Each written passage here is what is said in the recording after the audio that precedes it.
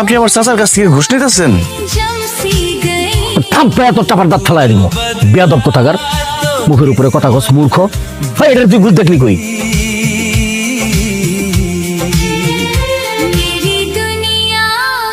শরবত খাও। কি যে ভয় পাইছিলাম, গলাটা শুকাই গেছে। খুব ভালো করছো শরবত এনে। এই শরবত তুমি খাইবা না, কেন? কারণ এই শরবতে বিষ মিশানো আছে। ইয়াল্লাহ, কি কস?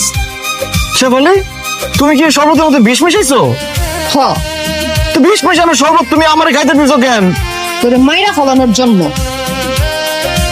কি কি বলতেছো তুমি? তুমি আমারে কেন মারবো? আমি তোমার স্বামী লাগি। তুই একটা ভীতু কাপুরুষ। তোর চাচা আর চাচতো ভাই জমি দখল করে ফেলাইতেছে, আমরা দুই মাইয়া যায় মারামারি করে আইছি, আর তুই ভয়ে দৌড় দিছস না? তোর মতো ভীতু কাপুরুষে বাইচে থাকার কোনো অধিকার নাই। তুই এখন শরবত খাইয়া মরবি, তারপর আমি আরেকটা বিয়ে বিষ খাবো। না না না, আমি বিষ খাবো না, বিষ খাবো না। দেখো, এক ফোঁটা বিষ আমার গলার মধ্যে ঢুকবে, আমি মরে যাবো। আমি না মরে গিয়ে ওরে মাছ না আমারে মারা ফেলাইলো। আল্লাহ দোহাই লাগে, ভাইরে বাইরে ফেলায় না, তারা ছাইড়া দাও। তোর ভাইরার বাচ্চা রেখে কি করুম কত আমি না। তোর চাচার চাচতো ভাই যে জমিটা দখল করে ফেলাইলো, এই জমি কি কোনোদিন আর ফেরত পাবো? কান্দো না শ্যামলি, কান্দো না। আমি আমার চাচা আর চাচতো ভাইয়ের কাছ থেকে ওই বাগান আমি তোমার ফেরত এনে দিব। কেমনে না দিবা? তা করে দেখলে তো উল্টা দিকে তুমি ভয়ে দৌড় দাও। আমি চেয়ারম্যানের কাছে বিচার দিব। ওই চেয়ারম্যান আমার আব্বার খুব কাছের লোক আছে। চেয়ারম্যান খুব ভালো করে জানে ওই জায়গার মালিক আমার আব্বাই। চেয়ারম্যানের কাছে বিচার দিলে চেয়ারম্যান চাচা আর চাচতো ভাইয়ের কাছ থেকে ওই জমি ফেরত এনে দিব। ঠিক আছে, কালকে চেয়ারম্যানের কাছে গিয়া তুমি বিচার নিয়ে যাইবা, দরকার হইলে সালিশ বসাইবা।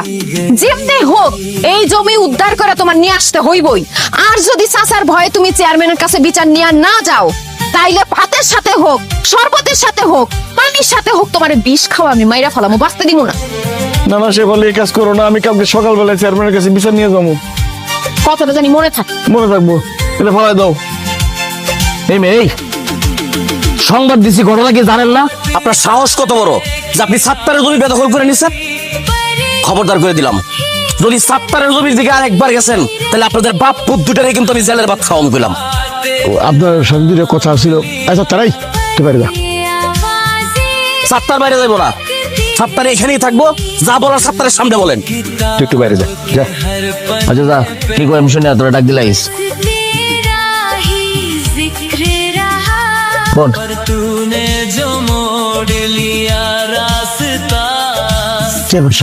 আপনি তো সবই জানেন, আপনারা জানাই তো ছাত্ররা বাগান দখল করছি। এখন আবার আপনি ছাত্রের পক্ষ নিয়ে হাট শুরু করছেন কেন? আপনারা আবার কথা কি ছিল যে ছাত্রের